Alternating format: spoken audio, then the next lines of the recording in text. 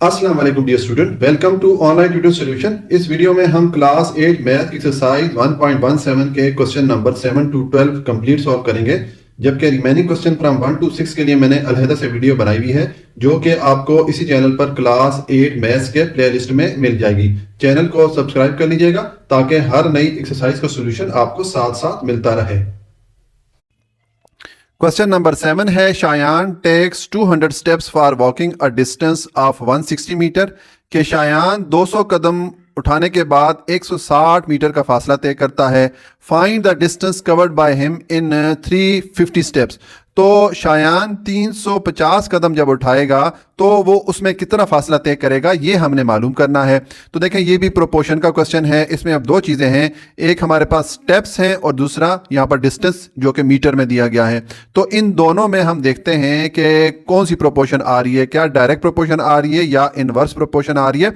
तो उसके लिए देखें, इसके सोल्यूशन में मैंने लिख दिया स्टेप्स और रेशो मीटर्स लिख दिया। ठीक है, ये मीटर में हमारे पास वैल्यू, तो यहां पर मैंने मीटर लिख दिया। अब पहले इनकी वैल्यूज लिखते हैं। देखें, 200 स्टेप्स शायान जब उठाता है तो स्टेप्स मैंने लिखा 200 रेशो, और इसमें कितना फासला तय करता है शायान, 160 मीटर तय करता है। तो यहां पर मैं पुट कर लूंगा 160। अब शायान अगर 350 कदम उठाता है, 350 स्टेप उठाता है, तो शायान कितना फासला तय करेगा मीटर्स में, ये हमने मालूम करना है। तो आपको मैं पिछले क्वेश्चन में बताता रहा हूं कि जब जो वैल्यू हमने मालूम करनी होती है उसको हम x के इक्वल रख लेते हैं। तो यहां पर मैं पुट कर लूंगा x। ठीक है, अब ये जो हमारे पास वैल्यूज आई हैं इनमें हम देखते हैं कि डायरेक्ट प्रोपोर्शन है या इनवर्स प्रोपोर्शन है। तो देखें, अगर शायान ज्यादा कदम उठाएगा तो जाहिर है वो ज्यादा डिस्टेंस तय करेगा, यानी कि अगर कदमों की तादाद या स्टेप्स की तादाद बढ़ जाएगी तो मीटर्स भी बढ़ जाएंगे। और अगर शायान कम स्टेप्स उठाता है, कम कदम उठाता है, तो फिर जाहिर है वो जो फासला तय करेगा वो भी कम होगा, यानी कि मीटर्स भी कम हो जाएंगे। ठीक है, तो इसका मतलब है कि जब एक वैल्यू बढ़ रही है या ऊपर जा रही है तो उसके साथ दूसरी वैल्यू भी ऊपर जा रही है। इसी तरह अगर एक वैल्यू कम हो रही है तो दूसरी वैल्यू भी उसके साथ कम हो रही है। तो इस सूरत में फिर ये कौन सी प्रोपोर्शन होगी, मैंने आपको इंट्रोडक्शन सेक्शन में बताया था कि फिर ये जो प्रोपोर्शन होती है ये डायरेक्ट प्रोपोर्शन होती है, जिसको उर्दू में तनासुब रास्त बोलते हैं। और तनासुब रास्त के लिए हम एरो साइन कौन सा पुट करते हैं, हम उसकी डायरेक्शन ऊपर वाली साइड पर रखते हैं। ये आपको मैंने पिछले क्वेश्चन में बताया है। यहां पर मैं स्टूडेंट्स का कॉन्सेप्ट क्लियर रखने के लिए एक चीज अगेन रिपीट कर रहा हूं कि देखें, जरूरी नहीं है कि जहां पर डायरेक्ट प्रोपोर्शन आए तो हम अप एरो ही पुट करें या इस एरो की डायरेक्शन ऊपर वाली साइड पर ही रखें। हम एरो की डायरेक्शन नीचे भी रख सकते हैं, क्योंकि बेसिकली हमने वैल्यूज की डायरेक्शन को देखना होता है। लेकिन ये जो प्रोपोर्शन के क्वेश्चन है इसको सॉल्व करने के मुख्तलिफ मेथड है और हम सिर्फ एक मेथड लेके चलेंगे तो तभी ये क्वेश्चन हम सॉल्व कर पाएंगे, अदरवाइज ये क्वेश्चन सॉल्व करने में कंफ्यूजन हो जाती है। तो इसलिए अपनी आसानी के लिए हमने ये करना है कि जहां पर डायरेक्ट प्रोपोर्शन की वैल्यूज आएंगी हम अप एरो पुट करेंगे, जहां पर इनवर्स प्रोपोर्शन की वैल्यू आएगी वहां पर हम डाउन एरो पुट करेंगे। ये चीज बस हमने याद रखनी है। अच्छा, अब दूसरी तरफ हम एरो पुट करेंगे तो यहां पर चूंकि x आ रहा है तो आपको मैं पिछले क्वेश्चंस में बताता रहा हूं कि जिस तरफ x आएगा वहां पर हम बिला सोचे समझे आंखें बंद करके बस अप एरो पुट कर लेंगे। ठीक हो गया, तो यहां पर भी मैंने जो एरो की डायरेक्शन है ऊपर वाली साइड पे रख दी। अब ये एरोज हम किस लिए पुट करते हैं, देखें, ये जो वैल्यूज होती हैं इनको अब हमने फ्रैक्शन की फॉर्म में लिखना होता है, बटा की सूरत में लिखना होता है। तो उसके लिए हम ये एरो की डायरेक्शन देखते हैं, जिस तरफ से एरो स्टार्ट होता है वो वैल्यू हम ऊपर रखते हैं। ठीक है, ये 350 ऊपर आएगा और डिवाइडेड बाय 200 आ जाएगा। ठीक है, इसी तरह इज इक्वल टू यहां पर भी ये x ऊपर आएगा और 160 नीचे आएगा, क्योंकि एरो यहां नीचे से ऊपर जा रहा है। ठीक है, इसलिए ये एरो की डायरेक्शन को समझना बहुत जरूरी होता है, क्योंकि यहां पर अगर हम वैल्यूज गलत पुट कर लेंगे तो हमारा आंसर करेक्ट नहीं आएगा। ठीक हो गया। अच्छा जी, अब ये सिंपल इक्वेशन बन गई है, इसको अब सॉल्व करना बहुत ईजी है। इसमें हम क्रॉस मल्टीप्लीकेशन करते हैं, यानी कि 160 को 350 से मल्टीप्लाई कर लें, 200 को x से मल्टीप्लाई करें तो ये आ जाएगा 350 इंटू 160 इज इक्वल टू, ये आ गया x इंटू 200। अब हमें चूंकि x की वैल्यू मालूम करनी है तो x को मैं एक तरफ रखता हूं और ये 200 को दूसरी तरफ लेके जाऊंगा। 200 यहां पर मल्टीप्लाई हो रहा है, दूसरी तरफ जाके ये इन दोनों वैल्यूज पे डिवाइड हो जाएगा। तो मैं लिखूंगा 350 इंटू 160 डिवाइडेड बाय 200। तो अब देखें, ये 0 इस 0 को डिडक्ट कर लेगा, ये 0 इस 0 को डिडक्ट कर लेगा, ये 2 1 द 2 और 2 8 द 16 हो जाता है। तो हमारे पास वैल्यू क्या आ गई, 35 इंटू 8। अब 35 को आप 8 से मल्टीप्लाई करें, मैं लिखूंगा 35 इंटू 8। 8 5 द 40, 0 लिखेंगे, 4 कैरी में चला गया, 8 3 द 24 और कैरी वाला 4 हो जाएगा 28। तो हमारे पास क्या वैल्यू आ गई, 280 आ गई, यानी कि x की वैल्यू हमारे पास 280 आ गई और x को हमने किसकी इक्वल रखा था, मीटर्स के इक्वल रखा था, इसके साथ मैं मीटर्स लिख लूंगा, एम लिख लूंगा, ठीक है। तो ये हमने मीटर्स की वैल्यू फाइंड कर ली है। अब देखें इससे हमें क्या समझ आ रही है कि जब शायान ने कदमों की तादाद बढ़ा ली, शायान ज्यादा कदम उठा रहा है तो जो डिस्टेंस है वो भी बढ़ गया। मीटर्स देखें 280 आ रहे हैं, ठीक है। जब शायान कम कदम उठा रहा था, कम स्टेप्स उठा रहा था तो कम डिस्टेंस तय कर रहा था। अब जब शायान ने ज्यादा स्टेप्स उठाए तो ज्यादा डिस्टेंस तय कर लिया, यानी कि एक वैल्यू बढ़ी तो उसके साथ दूसरी वैल्यू भी बढ़ गई। तो यही चीज होता है डायरेक्ट प्रोपोर्शन में, ठीक हो गया। तो ये हमारे पास क्वेश्चन 7 का सोल्यूशन हो जाता है। इसमें यहाँ पर इस क्वेश्चन में हमें ग्राफ ड्रॉ करने का नहीं कहा गया, इसलिए हम यहाँ पर ग्राफ ड्रॉ नहीं करेंगे। ये सोल्यूशन हो जाता है क्वेश्चन नंबर 7 का।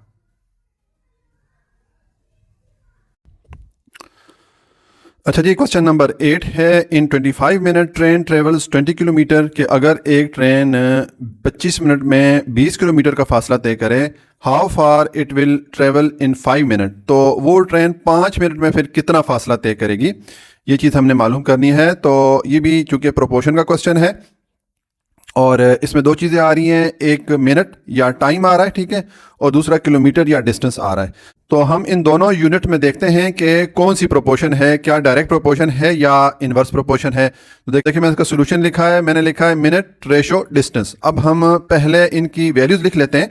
देखें 25 मिनट में कितना डिस्टेंस तय हो रहा है, 20 किलोमीटर तय हो रहा है, तो मैंने लिखा है मिनट, मिनट के नीचे मैं लिखूंगा 25, 25, ठीक है, और रेशो यहाँ पर कितना डिस्टेंस है, 20 किलोमीटर है, तो मैं लिख लूंगा 20, ठीक हो गया। अब हमने 5 मिनट में देखना है कि कितना डिस्टेंस तय करना है, तो मिनट के नीचे मैं पुट करूंगा 5, और डिस्टेंस हमने चूंकि मालूम करना है, तो जिस तरह के पिछले क्वेश्चंस में मैं आपको बताता रहा हूं कि जो वैल्यू हमने मालूम करनी होती है उसको हम x के इक्वल रखते हैं, ठीक हो गया। अब नेक्स्ट हमने ये देखना है कि ये जो वैल्यूज हमारे पास आई हैं इनमें डायरेक्ट प्रोपोर्शन है या इनवर्स प्रोपोर्शन है। अगर मिनट ज़्यादा होंगे तो जाहिर है फासला भी बढ़ जाएगा, ज़्यादा फासला तय करेगी ट्रेन, ठीक है। अगर मिनट कम हो गए तो ट्रेन जो है वो कम फासला तय करेगी, यानी कि जब एक चीज़ बढ़ रही है तो दूसरी भी बढ़ रही है, या एक चीज़ कम हो रही है तो दूसरी भी कम हो रही है। तो ये फिर चूंकि सेम डायरेक्शन में चीज़ें दोनों जा रही है, या अगर एक बढ़े तो दूसरी भी बढ़ रही है, ठीक है, और अगर एक कम हो तो दूसरी भी कम हो रही है, ठीक है। इसका मतलब है कि ये डायरेक्ट प्रोपोर्शन है, जिस तरह के मैंने आपको इंट्रोडक्शन सेक्शन में बताया था। तो फिर डायरेक्ट प्रोपोर्शन है तो हम इसके लिए एरो साइन किस तरह पुट करेंगे, हम इसको इस तरह अप एरो से शो करेंगे, ठीक है। अब यहाँ पर मैं हर क्वेश्चन में मैंने ये बात रिपीट की है कि स्टूडेंट्स का कॉन्सेप्ट क्लियर रखने के लिए ये ज़रूरी नहीं है कि हर डायरेक्ट प्रोपोर्शन को हम अप एरो से ही शो करें, लेकिन जिस तरह के मैं आपको बताता रहा हूँ कि चूंकि ये जो प्रोपोर्शन के क्वेश्चन होते हैं इसको सॉल्व करने के मुख्तलिफ मेथड हैं और हमें कोई एक मेथड लेके चलना होता है, तभी हम ये क्वेश्चन ईजिली सॉल्व कर पाते हैं। तो इस एक्सरसाइज या इस चैप्टर में जहाँ पर भी डायरेक्ट प्रोपोर्शन की बात होगी वहाँ पर हम अप एरो ही पुट करेंगे, ये चीज़ बस आप याद रख लें, ठीक है। और यहाँ पर हम कौन सी एरो पुट करेंगे, जब भी एक्स इन्वॉल्व हो जाता है, जिस तरफ एक्स आ रहा होता है, तो वहाँ पर मैंने आपको बताया कि हमेशा आपने बिला सोचे समझे बस अप एरो ही डाल देना है, ठीक हो गया। ये दो चीज़ें आपने याद रखनी है। अब देखें ये जो हमारे पास वैल्यूज आई हैं, ये जो रेशो में हैं, तो इनको अब हम फ्रैक्शन में लिख लेते हैं।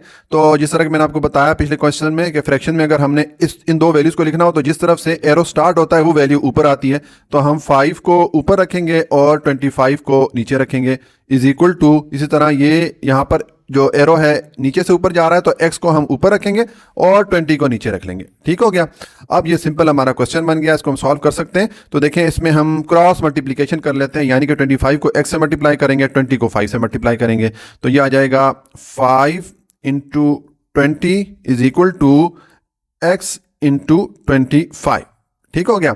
अब हमें चूंकि x की वैल्यू चाहिए तो x को मैं एक तरफ रखता हूं और ये जो 25 है इसको मैं दूसरी तरफ लेके जाऊंगा, तो दूसरी तरफ जाके ये डिवाइड हो जाएगा, क्योंकि यहां पर ये मल्टीप्लाई हो रहा है। तो पहले मैं दूसरी साइड की वैल्यू लिखता हूं, ये आ जाएगा 5 इंटू 20 और डिवाइडेड बाय 25 हो जाएगा, ठीक है। तो अब देखें ये 5 1 द 5 और 5 5 द 25 हो जाता है, और ये 5 1 द 5 और 5 4 द 20 हो जाता है। तो हमारे पास x की वैल्यू क्या आ गई, 4 किलोमीटर आ गई, ठीक है, ठीक है।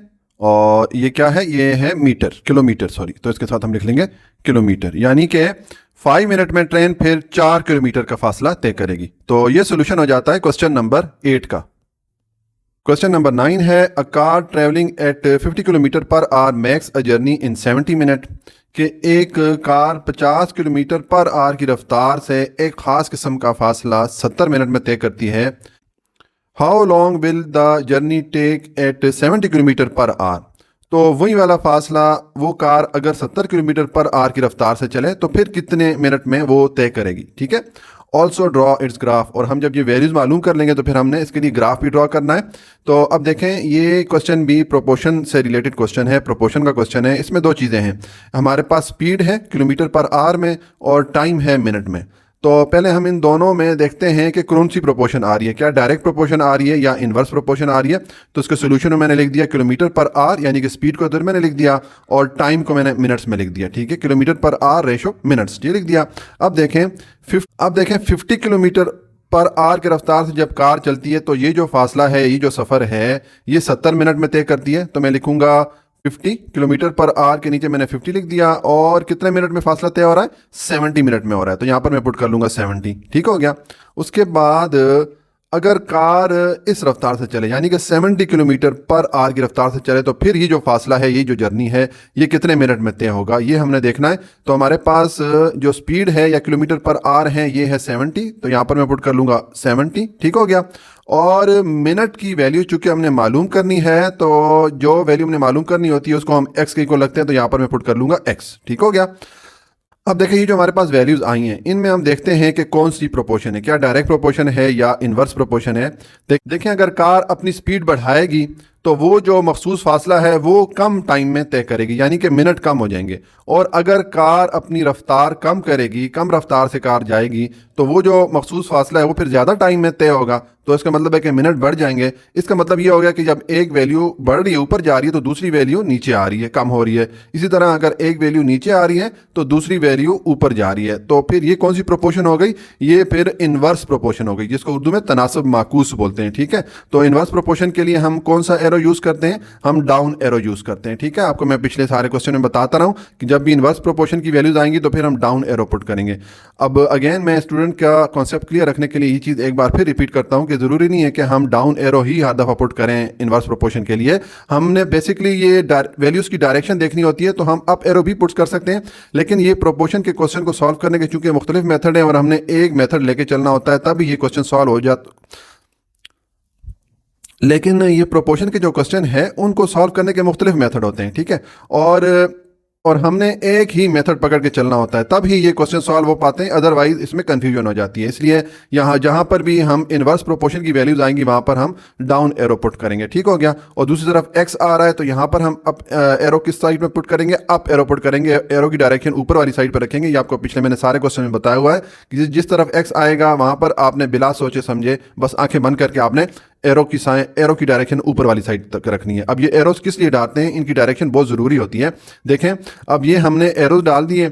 अब नेक्स्ट हमने ये जो वैल्यूज़ हैं इनको हमने लिखना होता है फ्रैक्शन की फॉर्म में या बटा की फॉर्म में। ठीक है, तो उसके लिए ये एरो की डायरेक्शन को देखना जरूरी होता है कि जिस तरफ से एरो स्टार्ट हो रहा होता है, जिधर से उसकी शुरुआत होती है, वो वाली वैल्यू ऊपर आती है। तो यहाँ पर हम 50 को ऊपर लिखेंगे और 70 को नीचे लिखेंगे इज इक्वल टू, अब यहाँ पर हम x को ऊपर रखेंगे और 70 को नीचे रखेंगे क्योंकि यहाँ की एरो की डायरेक्शन नीचे से ऊपर थी। ठीक हो गया। तो अब ये हमारी सिंपल इक्वेशन बन गई है। ठीक है, इसको अब हम सॉल्व कर सकते हैं। इसमें हम क्रॉस मल्टीप्लीकेशन कर लेते हैं, ये 70 इस x से मल्टीप्लाई कर लेते हैं, ये 70 50 से मल्टीप्लाई कर लेते हैं। तो ये आ जाएगा 50 इंटू 70 इज इक्वल टू, ये आ गया x इंटू ये वाला 70 आ गया। ठीक हो गया। अब हमें चूंकि x की वैल्यू चाहिए तो x को मैं एक तरफ लेके आता हूँ। ठीक है, और ये जो x के साथ 70 आ रहा है इसको मैं दूसरी तरफ लेके जाऊंगा, तो यहाँ पर ये मल्टीप्लाई हो रहा है, दूसरी तरफ जाके इन दोनों वैल्यूज पे 70 डिवाइड हो जाएगा। तो मैं लिखूंगा 50 इंटू 70, ये मैंने दोनों वैल्यूज लिखी, और डिवाइडेड बाय ये वाला 70 हो गया। ठीक है, तो अब देखें ये 70 इस 70 को डिडक्ट कर लेगा, हमारे पास x की वैल्यू क्या आ गई, ये आ गई 50। और ये हमने x किसके इक्वल रखा था, मिनट के इक्वल रखा था, यानी कि ये हमारे पास मिनट्स की वैल्यू आ गई। तो मैं लिख लेता हूँ मिनट्स। अब देखें इस वैल्यू से हमें क्या पता चलती है कि जब हमने कार की स्पीड बढ़ाई तो फिर उसने वो जो मखसूस फासला था या वो ख़ास जो सफ़र था वो उसने कम मिनट में तय किया, क्योंकि स्पीड बढ़ गई तो टाइम कम हो गया। और यही चीज़ इन्वर्स प्रोपोर्शन में होती है या तनासब माकूस में होती है कि जब एक चीज़ बढ़ती है तो दूसरी कम हो जाती है। ठीक हो गया। तो ये तो हमने इस x की वैल्यू मालूम कर ली। अब हम इसके लिए ग्राफ ड्रा करते हैं। तो देखिए मैंने x एक्सिस और y एक्सिस की लाइन लगा दी। ठीक है, x एक्सिस के साथ मैंने मिनट लिख दिया, y एक्सिस के साथ मैंने स्पीड या किलोमीटर पर आवर लिख दिया। ठीक है, आप ये वाला यूनिट यहाँ लिख सकते हैं, ये वाला यहाँ लिख सकते हैं, इससे कोई फर्क नहीं पड़ता, हमारा ग्राफ सही बनेगा। तो अब देखें, हम मैंने x एक्सिस को 10 इक्वल यूनिट में डिवाइड किया है, यानी कि यहाँ से लेके यहाँ तक 10 मिनट है, फिर 20 मिनट है एंड सो ऑन। और y एक्सिस को मैंने 10 इक्वल किलोमीटर पर आवर के यूनिट में डिवाइड किया, यानी कि यहाँ से यहाँ तक जो स्पीड है वो 10 किलोमीटर पर आवर है, ये 20 है, ये 30 एंड सो ऑन। ठीक हो गया। अब देखें हम इसके लिए ग्राफ ड्रॉ करते हैं। तो पहली वैल्यू है 50 किलोमीटर पर आवर है और 70 मिनट है। हम एक्स एक्सिस पे आएंगे, ये हमारा 70 मिनट आ रहा है, इसमें हम ऊपर जाएंगे और कहाँ तक जाएंगे, जहाँ पर वाई एक्सिस की वैल्यू 50 किलोमीटर पर आवर है। ठीक है, तो ये मैं ऊपर जाऊँगा, इसके लिए मैं इस तरह ड्रा करता हूँ, ये डॉटेड लाइन। आप स्केल यूज कीजिएगा, मैं वीडियो को शॉर्ट रखने के लिए हाथ से अप्रॉक्सीमेट अंदाजे से लाइन ड्रा कर रहा हूँ। ठीक है, स्केल यूज करेंगे तो उससे जो ग्राफ है वो सही नीट और क्लीन आएगा। ठीक हो गया। तो ये हो गया 70 और हमने जाना है 50 तक, मैं ऊपर चला गया, ये 50 है। ठीक, क्योंकि 70 50 है। ठीक है, तो यहाँ से मैं आऊँगा और तकरीबन ये पॉइंट बन जाता है, यहाँ पर ये जो पॉइंट है ये 70 मिनट हो गए और 50 किलोमीटर पर आवर हो गए। ठीक है, ये हमने एक डॉट पुट कर दिया।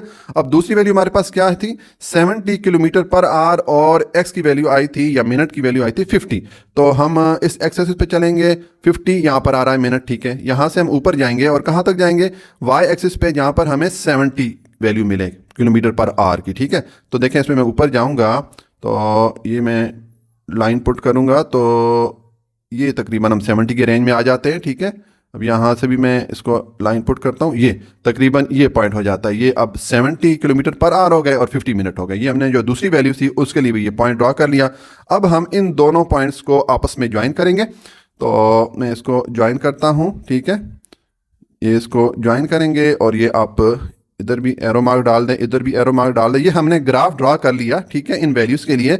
अब ये ग्राफ से हमें क्या पता चल रहा है, देखें, अगर किलोमीटर पर आवर बढ़ेंगे तो मिनट कम होंगे। ठीक है, और यही चीज़ इन्वर्स प्रोपोर्शन या तनासब माकूस में होती है कि जब एक वैल्यू बढ़ती है तो दूसरी कम होती है। ठीक है, तो ये हमने इसके लिए ग्राफ ड्रॉ कर लिया, यहाँ पर हमने मिनट की वैल्यू फाइंड कर ली थी। ये सोल्यूशन हो जाता है क्वेश्चन नंबर 9 का। क्वेश्चन नंबर 10 है, a bag of 10 kg potatoes last for a week with a family of 7 people. के 7 अफराद का एक घराना 10 kg पोटैटो या आलूओं का थैला एक हफ्ते में ख़त्म करता है। Assuming all eat the same amount. हम ये फ़र्ज़ करते हैं कि वो जो 7 लोग हैं वो बराबर बराबर पोटैटो खाते हैं, मतलब एक मिकदार में वो ये पोटैटोज खाते हैं। ठीक हो गया। How long will the potato last if there are only 2 in the family. तो अगर इस खानदान में 7 के बजाय 2 लोग हों तो फिर ये 10 किलोग्राम पोटैटो का थैला कितने दिनों के लिए या कितने वीक्स के लिए उनको काफ़ी होगा। तो एक तो हमने ये चीज़ मालूम करनी है, दूसरा आल्सो ड्रॉ ए ग्राफ। फिर हमने इस ये जो वैल्यूज आ जाएंगे उसके लिए हम ग्राफ भी ड्रॉ करेंगे। तो देखें, अब ये भी क्वेश्चन प्रोपोर्शन से रिलेटेड है। इसमें 2 चीज़ें हैं कि ये 10 kg का जो पोटैटो का थैला है ये एक वीक के लिए काफ़ी है। कितने लोगों के लिए, 7 लोगों के लिए। तो हमारे पास ये क्या आ गया, वीक यानी कि टाइम आ गया और पीपल, 2 चीज़ें आ गई हैं। तो इन दोनों के दरमियान हमने देखना है कि कौन सी प्रोपोर्शन है, क्या डायरेक्ट प्रोपोर्शन है या इनवर्स प्रोपोर्शन है। तो देखिए मैंने लिखा है वीक को हम डेज भी लिख सकते हैं। ठीक है, अब हमारा जो आंसर चूंकि बुक में वीक में लिखा गया तो मैंने यहाँ पर वीक लिख दिया। ठीक है, और पीपल यहाँ पर मैंने लिख दिया। अब देखें 7 लोगों के लिए जो ये 10 kg का पोटैटो का थैला ये कितने दिन चलता है, 1 वीक चलता है। ठीक है, तो मैं यहाँ पर 7 डेज भी लिख सकता हूँ, लेकिन मैं 1 वीक लिखता हूँ क्योंकि हमारा जो आंसर है बुक में वो वीक में है। ये हो गया। अब नेक्स्ट है, अगर 2 लोग हों फैमिली में तो फिर ये 10 kg का पोटैटो का थैला कितने दिन या कितने वीक चलेगा। तो मैं यहाँ पर पुट करता हूँ, पीपल हो गए 2 और हमने जो वीक है या टाइम हमने मालूम करना है। तो मैं आपको पिछले क्वेश्चन में बताता रहा हूँ कि जो चीज़ हमने मालूम करनी होती है उसको हम एक्स के इक्वल रख लेते हैं। तो यहाँ पर मैं एक्स पुट कर लूँगा। ठीक हो गया। अब ये हमारे पास वैल्यूज़ आ गई हैं। तो अब देखते हैं कि इनमें डायरेक्ट प्रोपोर्शन है या इनवर्स प्रोपोर्शन है। देखें, अगर नंबर ऑफ़ पीपल, लोग ज़्यादा होंगे, वो ज़्यादा पोटैटोज खाएंगे तो जल्दी ख़त्म होंगे, यानी कि कम दिनों में वो खा लेंगे या कम हफ्तों में वो खा लेंगे। ठीक है, इसी तरह अगर जो लोग हैं वो कम हो जाते हैं तो वो पोटैटोज भी कम खाएंगे, तो फिर ज़्यादा दिनों के लिए चलेंगे। मतलब ये हो गया कि जब एक वैल्यू बढ़ रही है तो दूसरी कम हो रही है, तो फिर इस केस में कौन सी प्रोपोर्शन हो जाती है? मैंने आपको बताया था कि इनवर्स प्रोपोर्शन हो जाती है।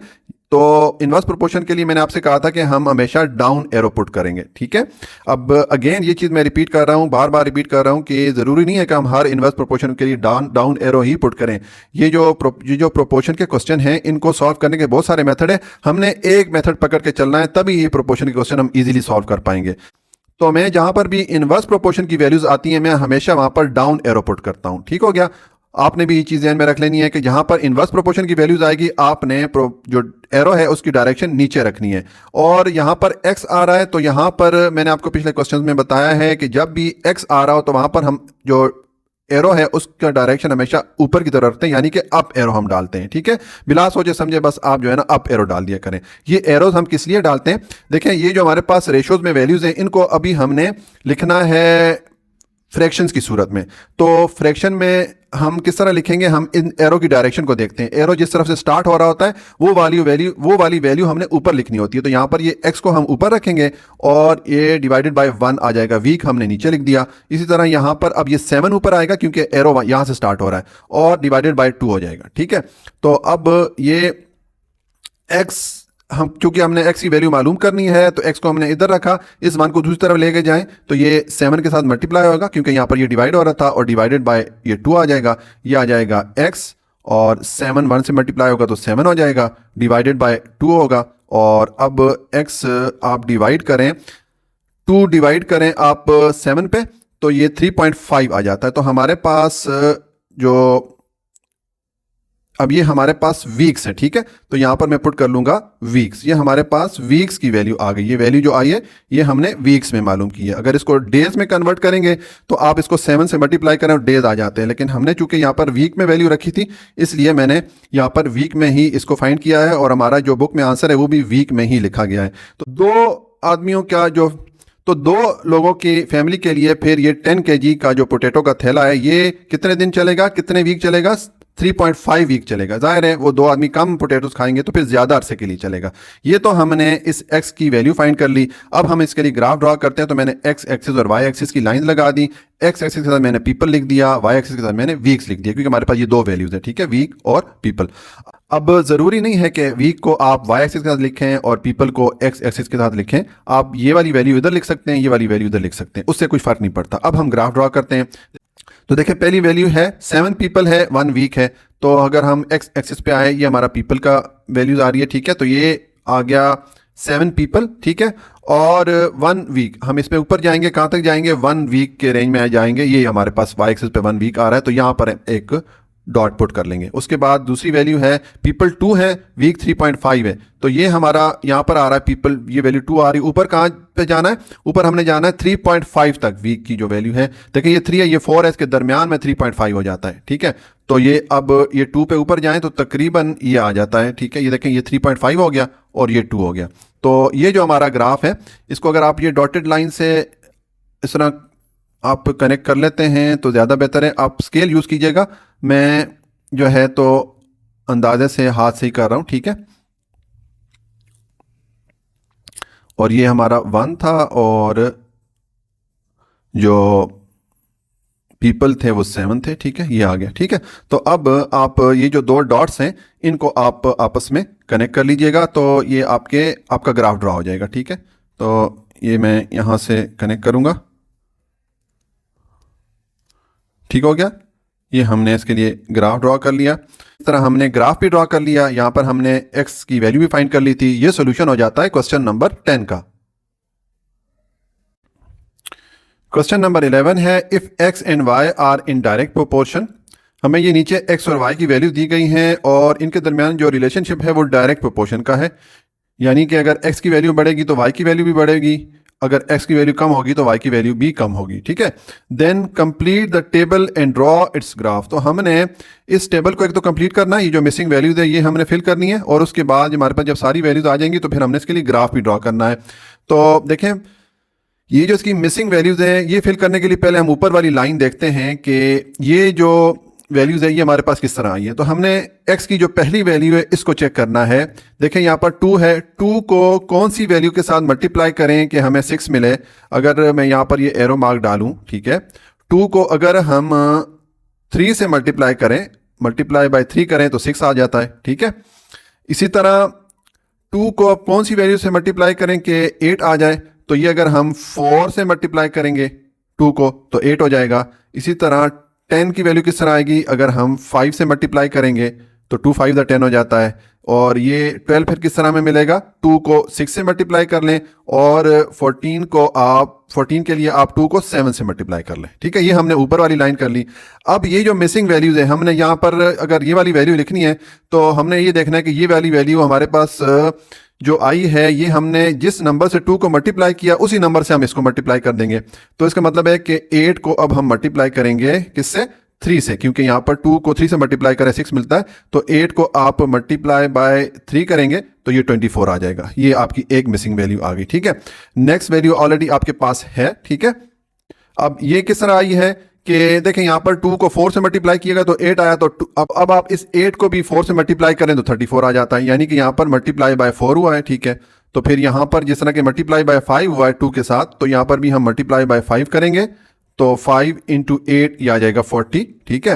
उसके बाद यहाँ पर मल्टीप्लाई बाय 6 है तो यहाँ पर भी हम मल्टीप्लाई बाय 6 करेंगे, 6 × 8 48 हो जाता है, ठीक है। इसी तरह लास्ट में फिर हम मल्टीप्लाई बाय 7 करेंगे तो 8 × 7 ये आ जाएगा 56। तो ये हमने जो मिसिंग वैल्यूज थी वो हमने यहाँ पर लिख ली हैं। हमारा टेबल कंप्लीट हो गया। अब इसके लिए हम ग्राफ ड्रा करते हैं। तो देखिए मैंने एक्स एक्सिस और वाई एक्सिस की लाइंस लगा ली।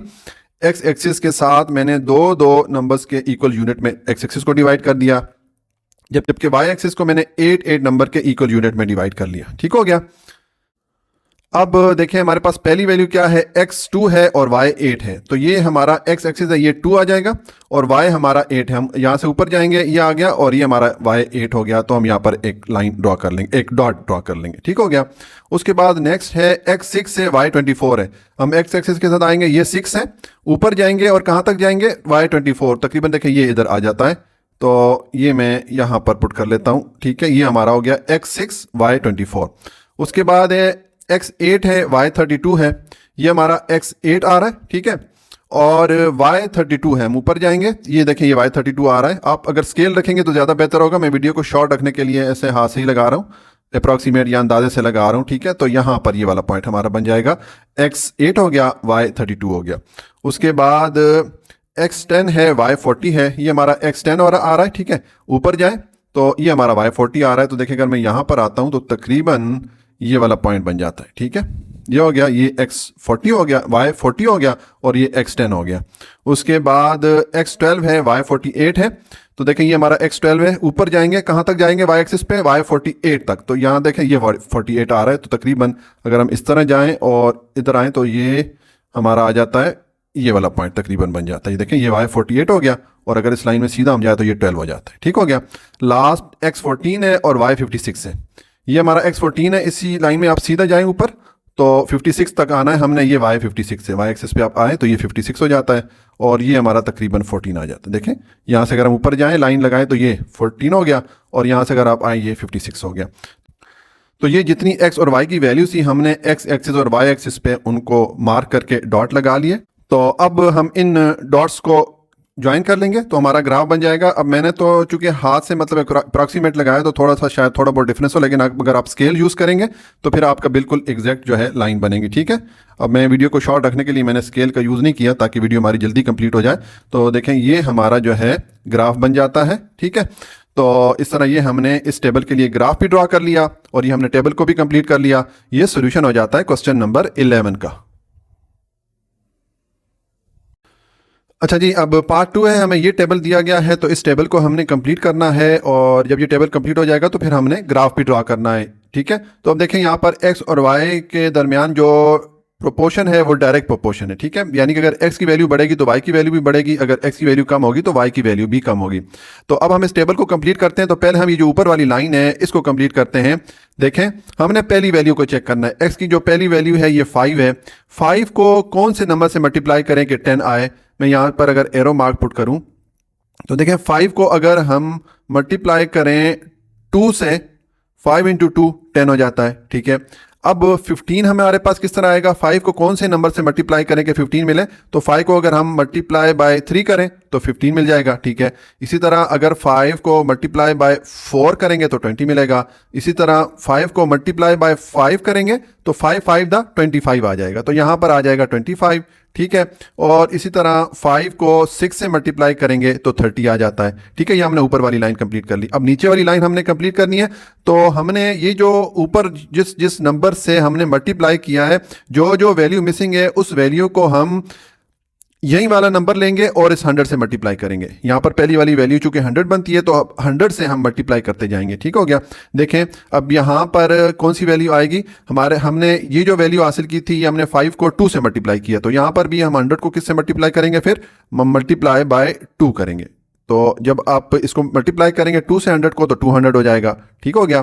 इसी तरह फिर यहाँ पर क्या वैल्यू आएगी, हम 100 को 3 से मल्टीप्लाई करेंगे तो ये 300 हो जाएगा, ठीक है। इसी तरह ये वैल्यू किस तरह आई है फिर कि हमने 100 को 4 से मल्टीप्लाई किया तो 400 हो गया। और यहाँ पर फिर क्या हो जाएगा, आप 100 को 5 से मल्टीप्लाई करेंगे तो 500 आ जाएगा। और इसी तरह यहाँ पर फिर आप इस 100 को 6 से मल्टीप्लाई करेंगे तो 600 आ जाएगा। तो इस तरह ये हमारा टेबल कंप्लीट हो जाता है। अब हम इसके लिए ग्राफ ड्रॉ करते हैं। तो देखें मैंने ये एक्स एक्सिस और वाई एक्सिस की लाइन लगा दी। एक्स एक्सिस को मैंने 5 इक्वल यूनिट में डिवाइड कर दिया, जबकि वाई एक्सिस को मैंने 100 इक्वल यूनिट में डिवाइड कर लिया। अब एक्स की वैल्यू 5 है और वाई की वैल्यू 100 है, तो ये हमारे पास पहली वैल्यू एक्स की वैल्यू ये 5 है, यहाँ से हम चलेंगे ऊपर जाएंगे और ये 100 है y की वैल्यू, ठीक है। तो यहाँ पर आके हम एक डॉट डाल देंगे, एक पॉइंट डाल देंगे, ठीक है। फिर दूसरी वैल्यू हमारे पास x 10 है और y 200 है, तो इसमें देखें हम ऊपर जाएंगे, ये इधर आ जाएंगे और ये y 200 आ जाता है, तो यहाँ पर हमारा पॉइंट आ जाता है। ये अब x 10 हो गया, y 200 हो गया। उसके बाद x 15 y 300, ये 15 है, ऊपर जाएं और y 300, तो यहाँ से अगर मैं ऊपर, अगर आप स्केल यूज़ करेंगे तो आपका बिल्कुल जो करेक्ट ग्राफ है वो बनेगा। मैं वीडियो को शॉर्ट रखने के लिए ऐसे अप्रॉक्सीमेट या अंदाजे से पॉइंट मार्क कर रहा हूँ, ठीक हो गया। उसके बाद x 20 है, y 400 है, तो ये x 20 है, ऊपर जाएंगे कहाँ तक जाएंगे, y पे 400 की वैल्यू तक, तो ये हमारा तकरीबन आ जाता है x, देखें ये x 20 हो गया और ये y 400 हो गया। उसके बाद x 25 है, y 500 है, ऊपर चलें यहाँ से, ये x 25 से ऊपर जाएंगे और ये 500 तक आएंगे, y की वैल्यू है, तो हम यहाँ पर तकरीबन पुट कर लेंगे। ये देखें ये y 500 हो गया और x जो है वो 25 हो गया, ये हो गया। उसके बाद लास्ट है x 30 और y 600, तो ये x 30 है, ऊपर जाएं ये y 600 आ रहा है, तो तकरीबन ये पॉइंट बन जाता है, ठीक है। तो अब ये जितने हमने डॉट्स ड्रॉ किए हैं इनको हम ज्वाइन कर लेंगे। आप अगर इस तरह डॉटेड लाइन लगा के इनको आप ज्वाइन करते हैं, जैसे कि देखिए अगर ये इस तरह मैं इसको लगा के यहाँ से लगा लूँ या इस तरह, तो आप इसको सबको मिला के कर सकते हैं। इस तरह इसको भी कर लें, ठीक है, इसी तरह इसको भी कर लें। ये अगर आप ना भी करें तो तब भी ठीक है, आपका ग्राफ बन जाता है, लेकिन इससे ये हमें ज़रा क्लियर हो जाता है कि एक्स और वाई की पोजीशन कहाँ पर आ रही है, ठीक है।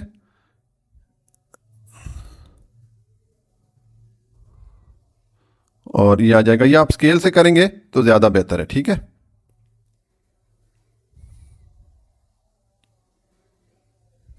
ठीक है, अब जो ये हमारे डॉट्स हैं इनको आप आपस में ज्वाइन कर लें तो ग्राफ इसके लिए ड्रॉ हो जाएगा। तो मैं इसको ड्रॉ करता हूँ, ठीक है, ये लाइन हम इसके लिए ड्रॉ करते हैं। अब मैंने चूंकि हाथ से लगाए तो थोड़ा बहुत इसमें फ़र्क आ सकता है, जब आप स्केल यूज़ करेंगे तो फिर ये फ़र्क नहीं रहेगा, ठीक है। तो ये हमारे जो है ग्राफ ड्रॉ हो जाता है। तो ये हमने x और y की जो हमारे पास वैल्यूज आई थी इस टेबल में, उसके लिए ग्राफ भी ड्रॉ कर लिया, ये हमने टेबल भी कंप्लीट कर लिया था। ये सोल्यूशन हो जाता है क्वेश्चन नंबर 11 पार्ट 2 का। अच्छा जी, क्वेश्चन नंबर 12 है, if x and y are in inverse proportion then complete the table and draw its graph. ये हमें x और y की कुछ वैल्यू दी गई हैं और इनमें जो रिलेशनशिप है वो इनवर्स प्रोपोर्शन का है, यानी कि अगर x की वैल्यू बढ़ेगी तो y की वैल्यू कम होगी, अगर x की वैल्यू कम होगी तो y की वैल्यू बढ़ेगी, ठीक है। ये इनवर्स प्रोपोर्शन होती है, ठीक है। तो एक तो हमने इस टेबल को कंप्लीट करना है, दूसरा फिर हमने इसके लिए ये ग्राफ भी ड्रॉ करना है।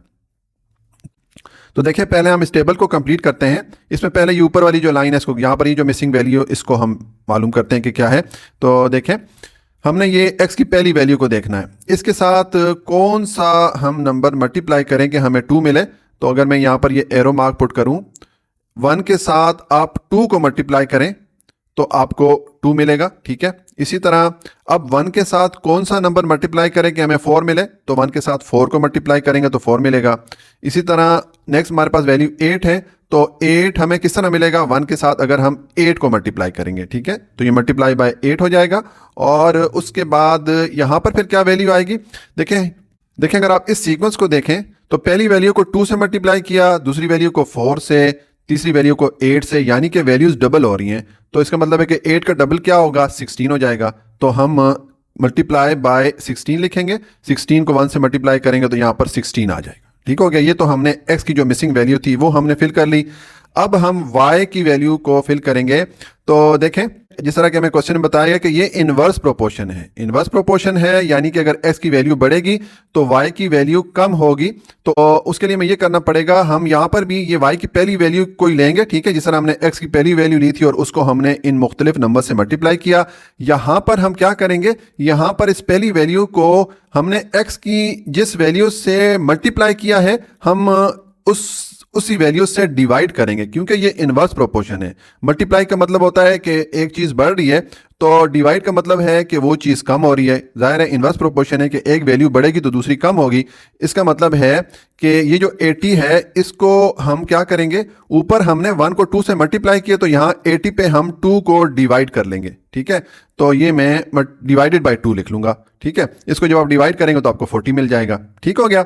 इसी तरह अब यहाँ पर नेक्स्ट ये 20 हमारे पास किस तरह आया, यहाँ पर हमने 1 के साथ 4 को मल्टीप्लाई किया और तो यहाँ पर हमें 4 को डिवाइड करना है इस 80 पे, तो हमें 20 मिल जाएगा, ठीक है। इसी तरह फिर नेक्स्ट ये हमारे पास वैल्यू है 10, ठीक है। ये किस तरह आई है, यहाँ पर हमने 8 को मल्टीप्लाई किया 1 के साथ, तो यहाँ पर हम 8 को डिवाइड करेंगे 80 पे तो हमें 10 की वैल्यू मिल जाएगी, ठीक हो गया। और लास्ट ये जो मिसिंग वैल्यू है, अब ये हमारे पास किस तरह आएगी, देखें ये हमने 16 को 1 से मल्टीप्लाई किया तो यहाँ पर हम 16 को इस 80 पे डिवाइड करेंगे, ठीक है। डिवाइड करेंगे तो मैं लिखूंगा डिवाइडेड बाय 16। अब जब आप 16 को 80 पे डिवाइड करें तो वैल्यू आपको मिलेगी 5, ठीक है। अब यहाँ पर हमने डिवाइड किस लिए किया है, देखिए पिछले क्वेश्चन में हमें कहा गया था कि डायरेक्ट प्रोपोर्शन है, तो उसमें फिर क्या किया था, हमने दोनों वैल्यूज को मल्टीप्लाई किया था कि एक वैल्यू बढ़ेगी तो दूसरी भी बढ़ेगी। लेकिन यहाँ पर चूंकि इनवर्स प्रोपोर्शन है इसलिए हमने x को अगर मल्टीप्लाई किया तो y को फिर हमें डिवाइड करना पड़ा इन वैल्यू से, क्योंकि y की वैल्यू फिर कम होनी है। अगर x बढ़ेगा तो y की वैल्यू कम होगी, ठीक है। तो इस तरह हमने ये टेबल कंप्लीट कर लिया। अब हम इसके लिए ग्राफ ड्रॉ करते हैं। अब देखेंगे मैंने इसके लिए ड्रॉ कर लिया है x एक्सिस और y एक्सिस की लाइन ड्रॉ कर ली है। अब इसमें x की वैल्यू 1 है तो x एक्सिस पे अगर हमारा ये 0 है ये 1 है तो इसके दरमियान में ये 1 आ जाएगा x एक्सिस, ठीक है। और यहाँ से हमने ऊपर जाना है, कहाँ तक जाना है, y की वैल्यू 80 है, ऊपर आएंगे तो ये हमारा 80 हो जाता है, तो तकरीबन ये पॉइंट बन जाता है। अब मैं ये डॉट इस तरह नहीं ड्रॉ कर रहा हूँ, ठीक है, क्योंकि वीडियो हमारी लंबी हो जाएगी। आप अगर ड्रॉ करना चाहते हैं स्केल रख के तो ड्रॉ कर लीजिएगा। ये हमारा एक पॉइंट हो गया। उसके बाद दूसरी वैल्यू x की 2 है और y 40 है, ये हमारा 2 आ रहा है। हम ऊपर जाएंगे और y जो है हमारा 40 आ रहा है, तो तकरीबन ये पॉइंट बन जाता है, ठीक हो गया। उसके बाद x 4 है, y 20 है, ये x 4 है और y 20, तो ये हम तकरीबन यहाँ पर इसको पुट कर लेते हैं। उसके बाद x 8 है, y 10 है, ये 8 हो गया x और y 10 ये आ रहा है, ठीक है। देखिए ये x 8 हो गया, ये y 10 हो गया, ठीक है। मैं अगेन बता रहा हूँ कि मैं वो डॉटेड लाइन ही ड्रॉ कर रहा हूँ ताकि हमारी वीडियो बहुत लंबी ना बने, ठीक है। आप अगर ड्रॉ करना चाह रहे हैं तो स्केल रख के ड्रॉ कर लीजिएगा, ठीक है। उसके बाद x 16 है, तो ये हमारा x 16 है और y 5 है, तो देखें ये हमारा x 16 है, ऊपर जाएंगे और y 5 है, तो ये 0 और 10 के दरमियान यहाँ पर 5 आ जाता है। तो यहाँ पर अगर हम आएंगे ये y 5, ठीक है, और ये x, तकरीबन ये पॉइंट बन जाता है। तो ये हमने जितने वो पॉइंट थे इन वैल्यूज़ के लिए वो हमने ड्रॉ कर लिए। अब इन पॉइंट्स को आप ज्वाइन करें, तो मैं इनको ज्वाइन करता हूँ, ठीक है। ये इस पॉइंट को ज्वाइन करें, फिर इसको ज्वाइन कर लें, ठीक है, और ये मिल जाएगा और ये ज्वाइन हो जाएगा, ठीक है। तो ये हमारा ग्राफ बन जाता है। मैं ये पॉइंट्स को थोड़ा सा हाईलाइट कर लूँ ताकि पता चले हमारे पॉइंट्स कहाँ पर थे, ठीक है। ये हमारा ग्राफ बन जाता है। अब देखें ये चूंकि इनवर्स प्रोपोर्शन में इसमें y ऊपर जा रहा है तो x नीचे आ रहा है, एक वैल्यू बढ़ रही है तो दूसरी कम हो रही है, ठीक है। ये इनवर्स प्रोपोर्शन होता है। तो ये हमने x और y के लिए ग्राफ भी ड्रॉ कर लिया और ये टेबल भी कंप्लीट कर लिया। ये सोल्यूशन हो जाता है क्वेश्चन नंबर 12 पार्ट 1 का। अच्छा जी, अब पार्ट 2 है क्वेश्चन नंबर 12 का। मैं ये टेबल दिया गया, इसमें ये जो मिसिंग वैल्यूज़ है ये हमने फिल करनी है और फिर हमने ग्राफ भी ड्रॉ करना है एक्स और वाई के लिए। तो देखें, अब इसमें चूंकि इन्वर्स प्रोपोर्शन है, तो इन्वर्स प्रोपोर्शन में जब एक वैल्यू बढ़ रही होती है दूसरी वैल्यू कम हो रही होती है। तो अब हम ये देखते हैं कि पहले हम ये जो एक्स की वैल्यूज़ आई हैं हम ये देखते हैं किस तरह आई हैं, ठीक है, और उसके बाद हम ये वाई की वैल्यूज़ फिल करेंगे। तो देखें, अगर हम वन को, जो हमने हमेशा पहली वाली वैल्यू देखनी होती है, एक्स की जो पहली वाली वैल्यू वन है इसको हमने देखना है। इसको अगर हम 2 से मल्टीप्लाई करेंगे तो हमारे पास कौन सी वैल्यू आ जाएगी, ये दूसरी वाली वैल्यू आ जाएगी, ठीक हो गया। इसी तरह इस 1 को अगर हम 4 से मल्टीप्लाई करें तो 4 आ जाएगा। इसी तरह इस 1 को अगर हम 5 से मल्टीप्लाई करें तो हमें ये वाली वैल्यू मिली। उसी तरह हम अगर इस 1 को 8 से मल्टीप्लाई करेंगे तो हमें ये 8 मिलेगा। देखें, हमें यहाँ पर आइडिया नहीं हो रहा कि हमने कौन से नंबर से इस 1 को मल्टीप्लाई करें तो यहाँ पर हमें वैल्यू मिले। उसके लिए हम ये करते हैं कि हम ये वाली वैल्यूज फिल करते हैं, तो यहाँ पर जो वैल्यू आएगी उसके ऑपोजिट फिर यहाँ पर हमारे पास वैल्यू आ जाएगी। तो अब देखें, यहाँ पर अब y की जो मिसिंग वैल्यू ये हमने फिल करनी है, तो इसमें भी हमने जो पहली वाली वैल्यू है उसी को देखना है। लेकिन अब यहाँ पर हमें क्या करना है, चूंकि इन्वर्स प्रोपोर्शन है, इन्वर्स प्रोपोर्शन का मतलब ये है कि एक वैल्यू बढ़ती है तो दूसरी कम होती है। तो यहाँ पर हम x की वैल्यूज को मल्टीप्लाई कर रहे थे, तो यहाँ पर अभी हमें फिर डिवाइड करना पड़ेगा। तो अब 200 पे हम, यहाँ पर हमने 2 मल्टीप्लाई किया था 1 के साथ, यहाँ 200 पे हम 2 को डिवाइड करेंगे तो हमें 100 मिल जाएगा, ठीक है। इसी तरह अब जो नेक्स्ट वैल्यू है यहाँ पर हमने मल्टीप्लाई बाय 4 किया था, ठीक है, तो अब यहाँ पर हम डिवाइडेड बाय 4 कर लेंगे। तो ये मैं डिवाइडेड बाय 4 करूंगा, 4 को 200 पे डिवाइड करें तो 50 आ जाता है। और नेक्स्ट वैल्यू किस तरह आएगी, यहाँ पर हमने मल्टीप्लाई बाय 5 किया था, तो यहाँ पर आप डिवाइडेड बाय 5 करेंगे। हम डिवाइड किस लिए कर रहे हैं, यहाँ पर मल्टीप्लाई कर रहे हैं, यहाँ पर डिवाइड किस लिए कर रहे हैं कि ये इनवर्स प्रोपोर्शन है। तो डिवाइड ज़ाहिर है वैल्यू को कम करेगा, मल्टीप्लाई बढ़ा रहा है तो ये डिवाइड जो है वैल्यू को कम कर रहा है। और इनवर्स प्रोपोर्शन में यही होता है कि एक वैल्यू बढ़ती है तो दूसरी कम होती है। तो अब ये डिवाइडेड बाय 5 करें अगर 200 पे, तो आपको वैल्यू मिलेगी 40, ठीक हो गया। यानी कि 5 40 बार डिवाइड करता है 200 को। उसके बाद ये 25 हमारे पास किस तरह आया कि हमने यहाँ पर मल्टीप्लाई बाय 8 किया था, तो इधर हमने डिवाइडेड बाय 8 किया। तो अगर आप 8 को डिवाइड करें 200 पे तो 25 ही मिलता है, ठीक है। फिर ये 20 हमें किस तरह मिला, हम कौन सा नंबर 200 पे डिवाइड करें कि 20 मिले, तो अगर हम 10 डिवाइड करें, ठीक है, 200 पे तो 20 मिलेगा। इसका मतलब है कि यहाँ पर फिर हमें जो ये 1 है उसको मल्टीप्लाई बाय 10 करना पड़ेगा, तो यहाँ पर 10 आ जाएगा। तो ये हमारी जो x की मिसिंग वैल्यू है वो भी आ गई, ठीक हो गया। ये हमने टेबल कंप्लीट कर लिया। अब हम x और y के लिए ग्राफ ड्रॉ करते हैं। तो ये हमारा x एक्सिस है, ये y एक्सिस है। x एक्सिस को मैंने 1 इक्वल यूनिट में डिवाइड कर दिया, ठीक है, और y एक्सिस को मैंने 20 इक्वल यूनिट में डिवाइड कर लिया।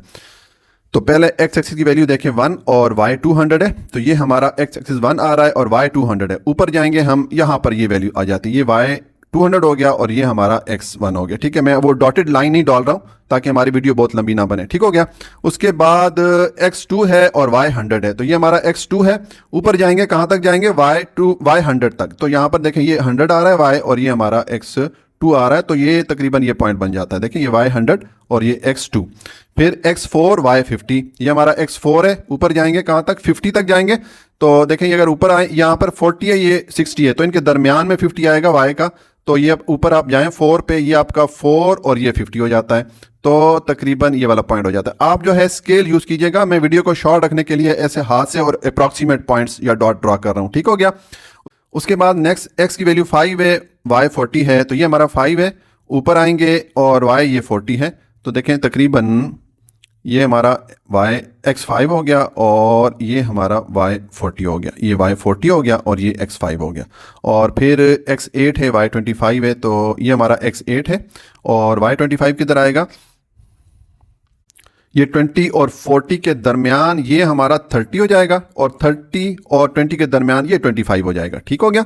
तो यहाँ से हम आएंगे और ये हमारा 8 है y, तो यहाँ पर हम ड्रॉ कर लेंगे, ठीक है। अब स्केल यूज़ कीजिएगा, मैं दोबारा बता रहा हूँ, ठीक है। मैं वीडियो को शॉर्ट रखने के लिए सिर्फ अप्रॉक्सीमेट या अंदाजे से ये पॉइंट्स ड्रॉ कर रहा हूँ। और उसके बाद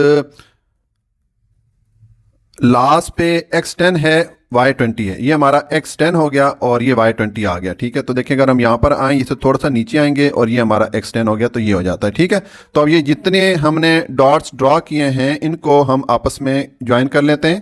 तो ये को हम इस पॉइंट से में ज्वाइन कर लेंगे, फिर इस पॉइंट को इस पॉइंट से ज्वाइन कर लें और इस पॉइंट को इससे और इसको इससे, तो ये हमारा जो ग्राफ है एक्स और वाई के लिए ये ड्रॉ हो जाता है।